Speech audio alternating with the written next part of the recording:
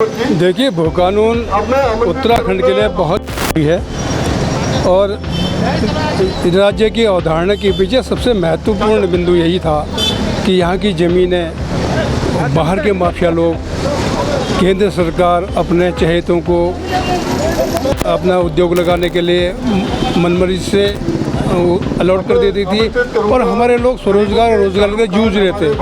हमारी खेती प्रभावित हो रही थी, हमारी बागवानी प्रभावित होती थी।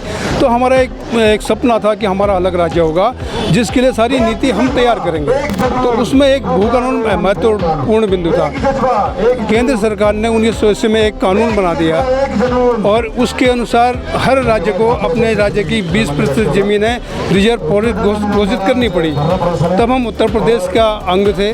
उत्तर प्रदेश सरकार ने हमारे पर्वतीय क्षेत्र की ज़मीन को अपने 20% में कैलकुलेट करके रिजर्व फॉरेस्ट घोषित कर दिया। तो हमारी जो ज़मीनें थी वो बहुत सारी ज़मीनें फॉरेस्ट घोषित हो गई। तो हमारे लोगों का जो स्वरोजगार का, अपना कृषि का, अपना कई चीज़ों का, जो लकड़ी का, तमाम चीज़ों का जो हमारे वहाँ का को छीन लिए गए। तो इसलिए हमारा एक था कि इस राज्य का अपना एक भू कानून हो ताकि हम अपने राज्य की आवश्यकता अनुसार इसका नियोजन कर सकें। और हम आज की तारीख में जब से राज्य बना 21 साल हमने संघर्ष किया और 21 साल राज्य बने हो गए। 42 साल के इतिहास में यहाँ की ज़मीनें खरीद फरोख्त होकर तो आज केंद्र सरकार उत्तराखंड सरकार में पहले कांग्रेस सरकार ने और भारतीय जनता पार्टी ने नगर निगम बना दिए। देहरादून में पहले 40 वार्ड थे, फिर 60 हुए, अब 60 वार्ड हुए। तो 60 वार्ड उसके माध्यम से वो जो कृषि भूमि थी उसको कृषि से अकृषि कर दिया और उस जमीन को बेच करके माफियाओं के हवाले कर रहे।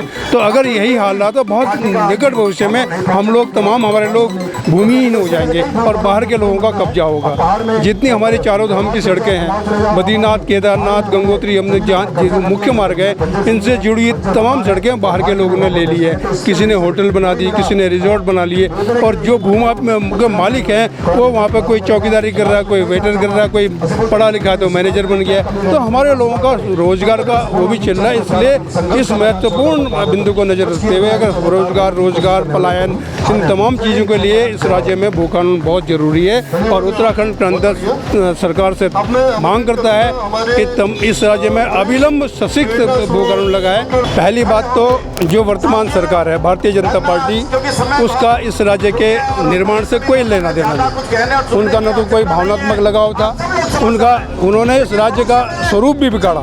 अभी जो हमारी अवधारणा थी वो केवल पर्वतीय क्षेत्र थे, लेकिन उन्होंने हरिद्वार को मिलाकर के इस राज्य का स्वरूप बिगाड़ा। आज हम हरिद्वार के लोगों को और उनके उसके लिए वो हमारे अभिन्न अंग है, उनकी लड़ाई हम लड़ रहे हैं। लेकिन राज्य की भारतीय जनता पार्टी की इसके नीयत क्या थी जो उन्होंने राज्य का स्वरूप बिगाड़ा? तो उनका इस राज्य के अवधारणा से कोई मतलब नहीं है। तो सिर्फ माफियाओं से द्वारा संचालित सरकार है। वो केवल केंद्र में जो तमाम पूरे देश के जिस राज्य में जो साधन है उनका शोषण करके, उनका दोहन करके अपने सत्ता को मजबूत करना, अपने पार्टी को मजबूत करना, यही लक्ष्य भारतीय जनता पार्टी का रहा, यही कांग्रेस का रहा।